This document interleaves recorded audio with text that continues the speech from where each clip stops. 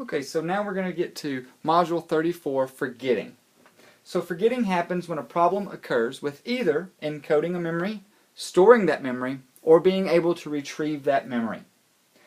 Now, let's move down to encoding failure for just a moment. This is the first type of forgetting, and encoding failure is a failure to store sufficient information to form a useful memory.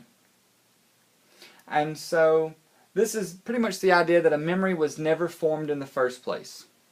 Now, nonsense syllables and Ebbinghaus's curve of forgetting. Ebbinghaus was a guy who studied forgetting and how forgetting worked, and he used nonsense syllables to actually measure memory. So nonsense syllables are just going to be like maybe 3 or 4 letters that are put together that don't really make a word, like t or b, things like that. Now, this is Ebbinghaus's curve of forgetting, and what he determined was that if you're asked to recall information that you just memorized right after you tried to memorize it, you do pretty well at recalling that information. But then 20 minutes goes by, oh man, you're already at 70%. An hour, now you're at 55% ability to recall all of the information. And so it drops down to roughly about 25%, and it stays there. So think about that. Once you take notes at night in class, and you don't remember it again, or you don't even recall that information, or you don't do anything with that information, you're probably going to remember about 25% of what you've just went over. And so the idea here is that in order for you to remember that information, you need to make sure that you create a memory in the first place. Do not fall victim to encoding failure.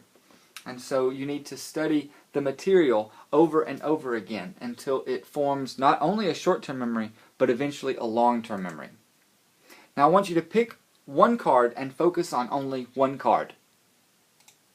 Is that card missing? The answer is going to be yes, no matter which card you picked. Now, the idea behind this is an example of encoding failure. And it is encoding failure because in the first slide, there were 6 choices. And I asked you to focus only on one and pick only one. Now, when you do that, you don't form a memory of the other 5 cards.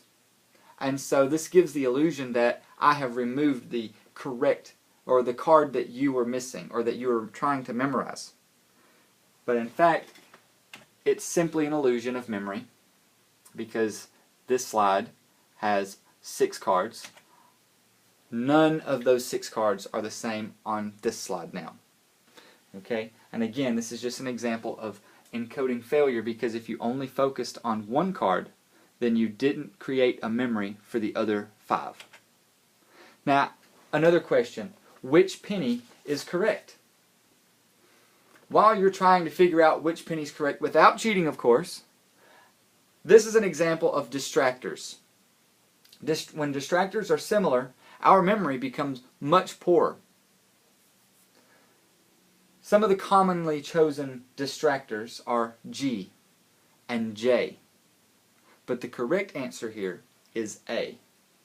And again, this is encoding failure. How many of us have studied a penny and all of the details of a penny?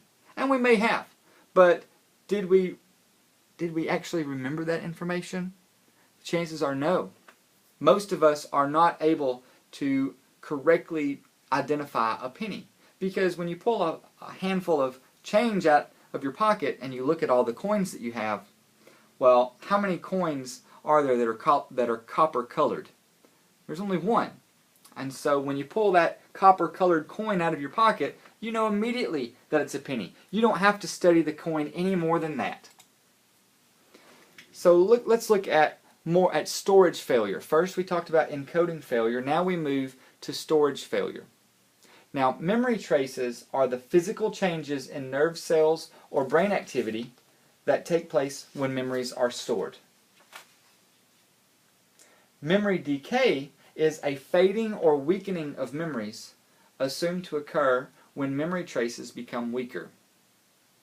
And the last, disuse, which is the one that we discuss the most as far as psychology and forgetting, is disuse, and that is a theory that states that memory traces weaken when memories are not periodically used or retrieved. So when you don't use it, your memory for instance, then you're often going to lose it. So there are some things that if you haven't thought about something in a long time, chances are you're not going to remember it later.